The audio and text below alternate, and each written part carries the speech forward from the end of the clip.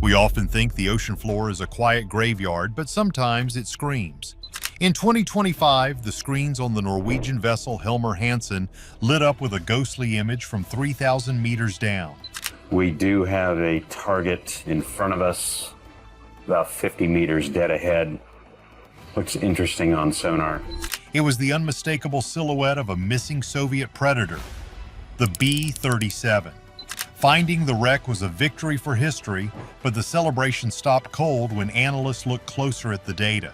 There is a second anomaly down there, a massive cluster of unidentified objects lying next to the wreck. And get this, it looks like a secret stockpile that was never meant to be found. A new shape in the deep. The ship was equipped with the latest Kongsberg EM-710 multi-beam sonar systems. This isn't the kind of sonar you see in old war movies with a simple green blip on a round screen. This is technology capable of painting a three-dimensional picture of the abyss, slicing through the darkness with sound waves to reveal the texture of the mud and rock miles beneath the surface. The crew was scanning a sector near the Svalbard archipelago, a desolate collection of islands that serves as the gateway to the polar north. At a depth of nearly 3,200 meters, or about 10,500 feet, the sonar return changed. The flat, featureless monotony of the abyssal plain was broken by a large, rigid shape. As the technicians adjusted the frequency to 200 kilohertz to get a sharper resolution, the image sharpened on the monitors. It was not a rock formation, it was not a whale fall. It was manufactured. The shape was long, cylindrical, and undeniably the hull of a submarine. Based on the dimensions and the location, the identification came quickly. This was the resting place of the B-37, a Soviet Foxtrot-class submarine that had vanished from the face of the Earth more than 50 years prior, specifically in 1972, although some conflicting reports state 1970. Finding the sub was a massive historical achievement. It solved a mystery that had haunted naval historians for decades. But here is the catch. As the sonar operators widened their sweep to map the debris field, they noticed something that made no sense. About 500 meters, or roughly 1,600 feet, away from the main wreckage of the sub, there was another return. It was a dense, clustered anomaly. It was not a part of the submarine's hull, like a broken sail or a detached stern. It was a separate mass entirely. The density reading suggested it was made of heavy metal, distinct from the surrounding sediment. The atmosphere on the bridge of the Helmer Hansen shifted from excitement to confusion. In a typical shipwreck, the debris follows a pattern. You have the main hull, and then lighter pieces are scattered downstream by the current. But this object was heavy, compact, and sitting in a spot that defied the physics of a simple sinking. It looked like the submarine had been traveling with something, or perhaps it had met something down there in the dark. The sonar images were processed and reprocessed. The main hull of the B-37 looked terrible. The bow was crushed, likely from the impact with the bottom, and the midsection showed signs of a catastrophic implosion. That fits the standard narrative of a submarine loss. But the second anomaly? It looked like a collection of cylinders stacked or piled together. It looked organized. This discovery immediately triggered a wave of questions. The Soviet Navy was known for its secrecy, but they were also known for strict record-keeping. There were no records of a second vessel being lost in this area in 1972. There were no records of an underwater structure or a dumping ground at these specific coordinates. So here's the deal. We have a submarine that was officially listed as having suffered a non-combat loss due to a battery fire. That is the official line Moscow gave to the world decades ago. A battery fire is a horrific way to go, but it is a self-contained disaster. It does not explain a massive field of unidentified heavy machinery sitting a quarter-mile away from the wreck. The Helmer Hansen could not send down a camera immediately. The currents in that sector were too strong for their light-duty, remotely operated vehicles, and the winter sea ice was beginning to creep south, threatening to lock the area down for the season. They had to rely on the acoustics, and the acoustics were telling a story that did not match the history books. The presence of this something else has ignited a firestorm of speculation among intelligence analysts and naval experts. If that second cluster is cargo, what was a diesel-electric attack submarine carrying that was so heavy and so large? Foxtrot submarines were hunters. They carried torpedoes and sailors. They were not cargo trucks. If the object is not cargo, could it be the wreckage of another vessel, a smaller submersible, or perhaps something the B-37 was towing? The timing of the discovery is also critical.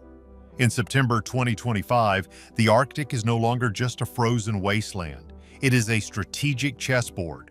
Russia and NATO are vying for control of the northern trade routes. Finding a Soviet war grave is sensitive enough. Finding one that might contain unauthorized or unknown technology is a diplomatic nightmare. The sonar data has been shared with NATO command, and while the public release was sanitized, the whispers from those who have seen the raw files are disturbing. They suggest that the B-37 did not just suffer an accident. They suggest it was engaged in an operation that went fatally wrong, involving equipment that was never meant to exist. The ocean floor is a great preserver of history, keeping secrets frozen in time. But now the silence has been broken. The discovery of the B-37 is no longer just about closure for the families. It is about figuring out what lies in that shadow 500 meters away. The sonar pinged a warning that history is about to be rewritten. The last transmission. To understand why that second shape on the ocean floor is so baffling, we have to go back to the world the B-37 left behind. The year was 1972. The Cold War was in a strange phase. On the surface, there was talk of détente, a cooling of tensions between the United States and the Soviet Union. But underwater, the war was hotter than ever. The Soviet Navy was obsessed with one thing: the American aircraft carriers. They viewed these massive floating air bases as the ultimate threat to the motherland. To counter them, the Soviets built hundreds of submarines. The workhorse of this fleet was the Project 641, known to NATO as the Foxtrot class. The B-37 was one of these beasts. It was a diesel-electric submarine. This means it had to run noisy diesel engines on the surface or just below it using a snorkel to charge its massive banks of lead-acid batteries. Once charged, it could dive deep and run on electric power. When running on batteries, a Foxtrot was incredibly quiet. It was a black hole in the water. But it had a weakness. It could only stay submerged for a few days before it had to come up for air and power. Captain Second Rank Viktor Kovalenko was the man in charge of the B-37. He was an experienced commander, respected by his crew and trusted by the Northern Fleet Command. His orders were sealed, but we now know the objective. He was to take his boat and 78 men from the base at Polyarny and head into the North Atlantic. His target was the USS Forrestal Carrier Battle Group. The mission was simple but dangerous. He was to track the Americans. He was to record their acoustic signatures, learn their formations, and practice how he would attack them if the order ever came. It was a game of chicken played with thousands of tons of steel. The B-37 was packed with sensors and torpedoes.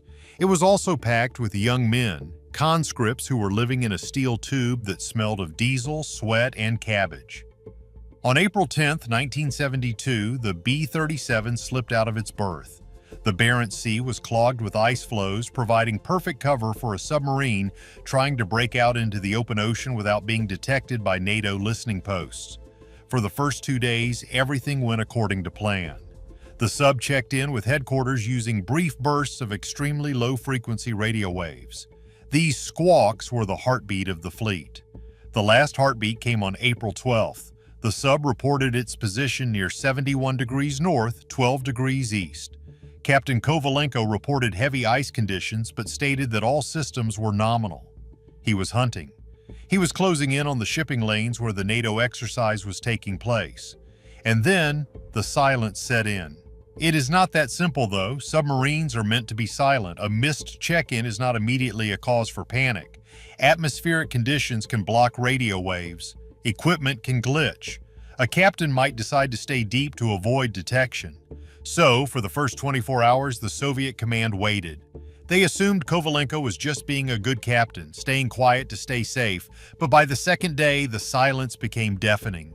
The Northern Fleet initiated Operation Sever, a massive search and rescue effort. They launched Il-38 May maritime patrol aircraft. They diverted other submarines to the area. They scoured 10,000 square kilometers of ocean. They listened for the distress pings of the emergency buoy. They listened for the sound of hull tapping. They heard nothing. The ocean is vast and a submarine is small.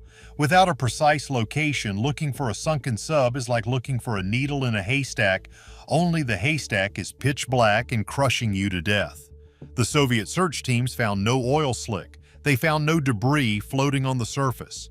It was as if the B-37 had simply sailed off the edge of the world. This complete lack of surface debris is one of the reasons the new sonar discovery is so important.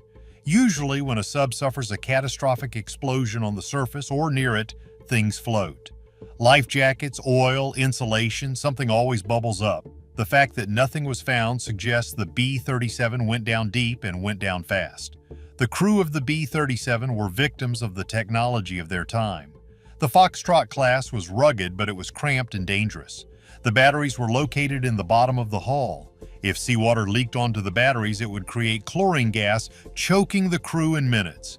If the batteries were overcharged, they produced hydrogen gas, which is explosive. A single spark could turn the sub into a bomb. For decades, the battery explosion theory was the most logical answer. It fit the profile. It explained the sudden loss of contact. But the new data from 2025 challenges this. A battery explosion blows the hull out, but it usually happens inside the pressure hull. It does not necessarily explain the something else found 500 meters away. The mission profile of the B-37 also contains a detail that was overlooked for years. Intelligence reports from the era mentioned that the sub was fitted with experimental signals intelligence gear. They were testing new ways to listen to American communications. This gear was heavy, power-hungry, and classified. Could the second anomaly be related to this equipment? Was the B-37 towing an external sensor array? Some Soviet subs were modified to tow long-wire antennas or sonar sleds.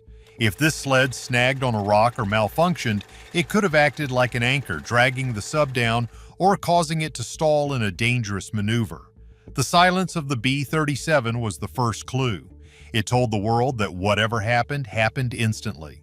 There was no time for a distress call, no time to blow the ballast tanks.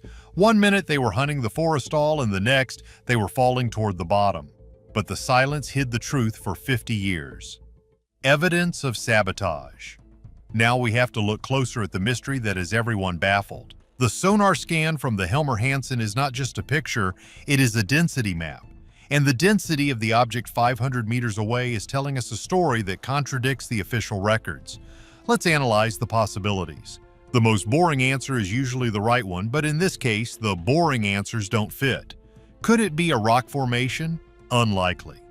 The sonar resolution is high enough to distinguish between the jagged, random geometry of natural geology and the smooth, straight lines of artificial construction. This object has right angles and cylinders. Nature does not build in cylinders. So what is it?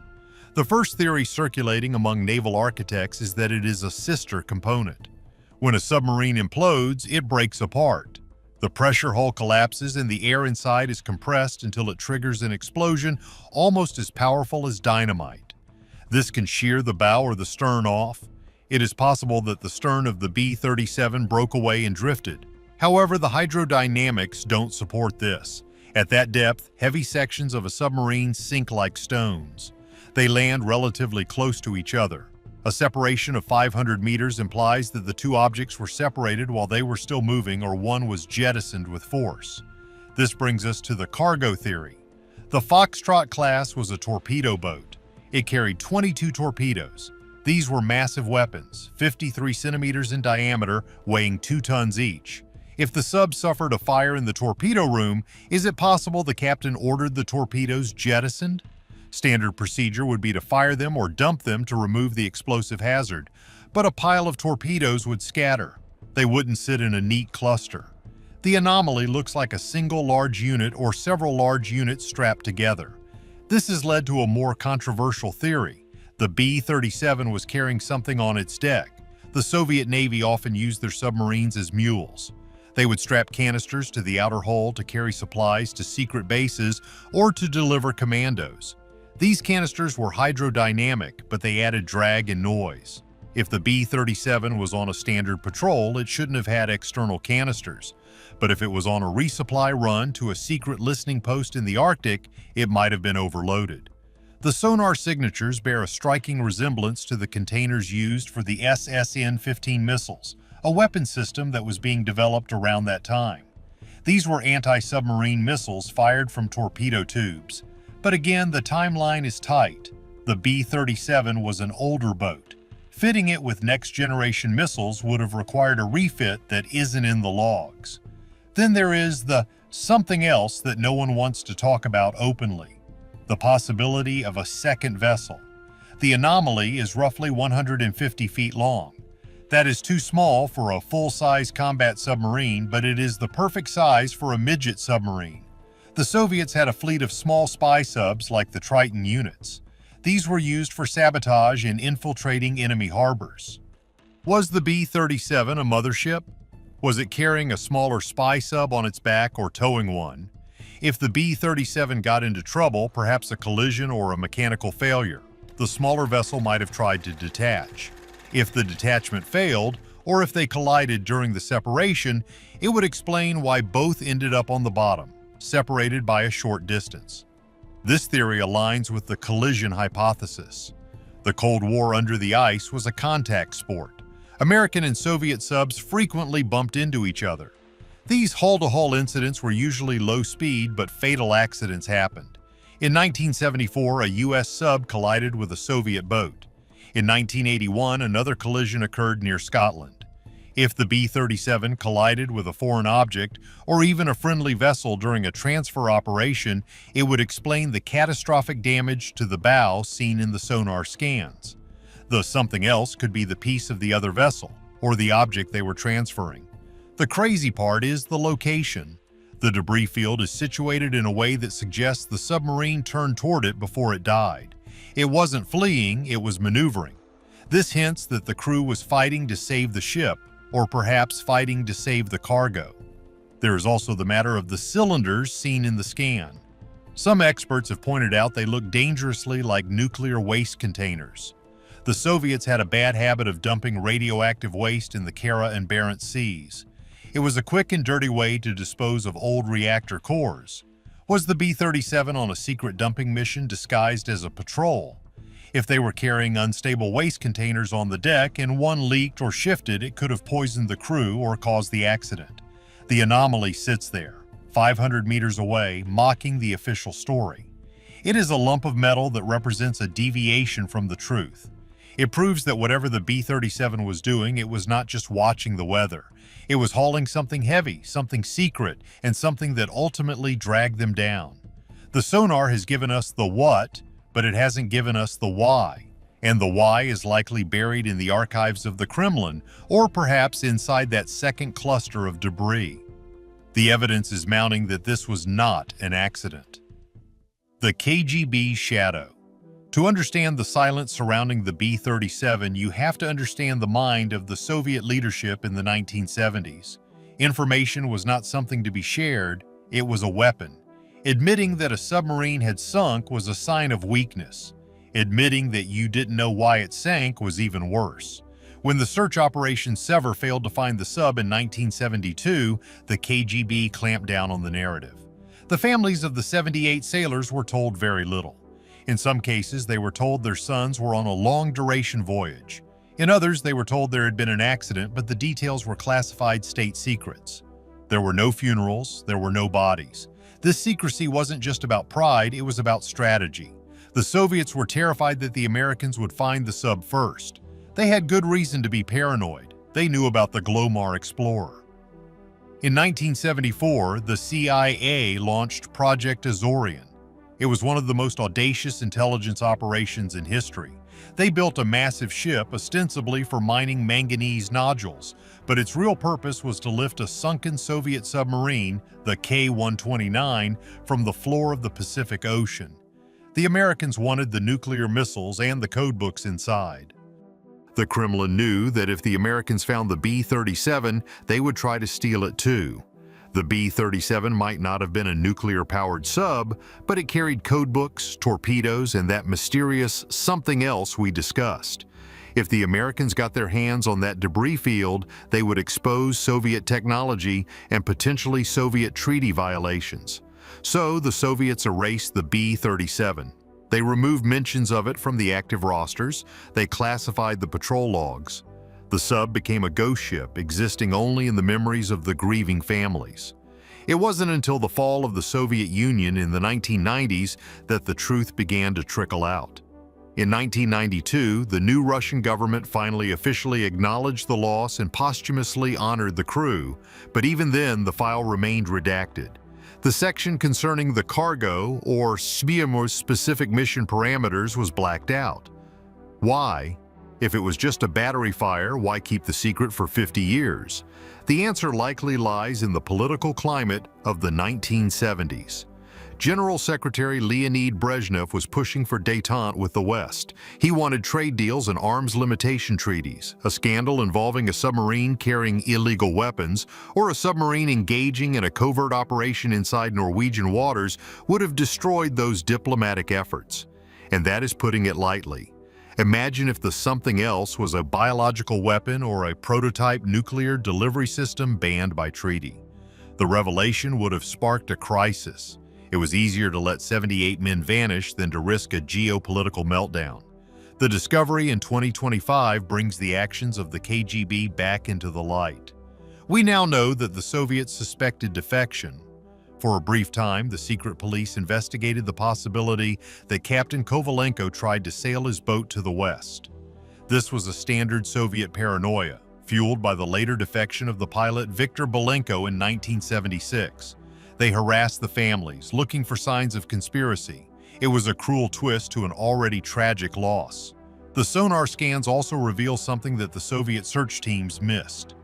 The B-37 is sitting upright. This is unusual for a chaotic sinking. It suggests the sub might have flooded slowly at first, or that it was controlled until the very end. This feeds into the heroism narrative that the crew tried to save the ship, but it also feeds the mystery. If they had control, why didn't they drop the emergency buoy? The buoy is designed to float to the surface and broadcast a distress signal. The fact that it was never found means either the crew was incapacitated instantly or someone deliberately disabled the safety systems. The comparison to the Kursk disaster in 2000 is inevitable. In both cases, the government hesitated. In both cases, the truth was obscured by pride and fear. But with the B-37, the cover-up worked for half a century. The something else on the bottom is the physical evidence of the cover-up. It is the thing they didn't want us to see. It is the reason the files are still blacked out in Moscow. The pings from the Helmer Hansen didn't just bounce off metal, they bounced off a wall of silence that has stood since the Cold War. The final warning. Now we have to talk about the possibilities that science struggles to explain. The deeper we look into the B-37 mystery, the more we realize that the standard mechanical failure explanation is like a bandage on a bullet wound. It covers the hole, but it doesn't stop the bleeding. The ocean is full of things we don't understand, and the Arctic is the strangest place of all. Let's get into the wild theories, because some of them actually line up with the sonar data better than the official story. First, we have to talk about the quackers.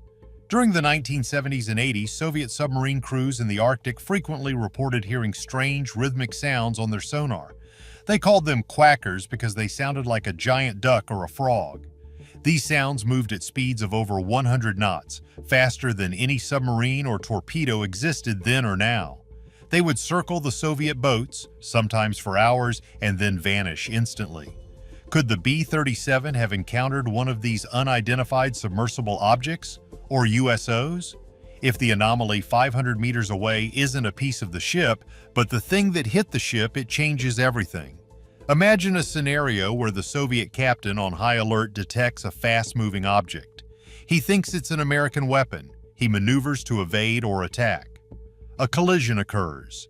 The object, whatever it is disabled and sinks alongside the B-37. The debris field is metallic, dense, and unidentified. It fits the profile of a crashed vehicle.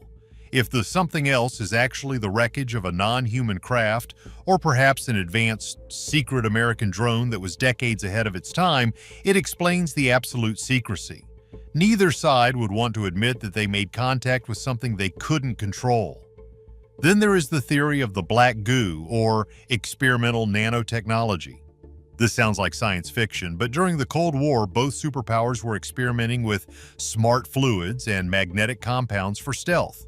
Some fringe researchers believe the Soviets found something in the ice, a primordial substance or a meteorite fragment, and were transporting it back to Polyarny for study. If this substance was unstable, it could have eaten through the hull or caused the electronics to go haywire. The cluster on the sonar might be the containment vessel for this material sitting there on the bottom, still radiating whatever energy brought the sub down. It sounds crazy, but the radiation readings of Cobalt-60 don't match a diesel sub. They match something industrial and highly energetic. And get this, there is a theory that links this to the concept of vile vortices. These are areas on Earth like the Bermuda Triangle where magnetic anomalies cause ships and planes to vanish. There is a suspected vortex near the North Pole. If the B-37 sailed through a magnetic storm or a sudden shift in the Earth's field, it could have disabled their navigation and communications instantly. The anomaly might not be debris at all, but a geological marker of this vortex, a patch of seabed that has been fused or altered by immense electromagnetic energy. The discovery of the B-37 solves one mystery but starts another. What do you think that second object on the sonar really is? Is it a secret weapon, a second vessel, or something even stranger? Let me know your theories in the comments below. If you enjoyed this deep dive, hit that like button and subscribe for more uncovered history.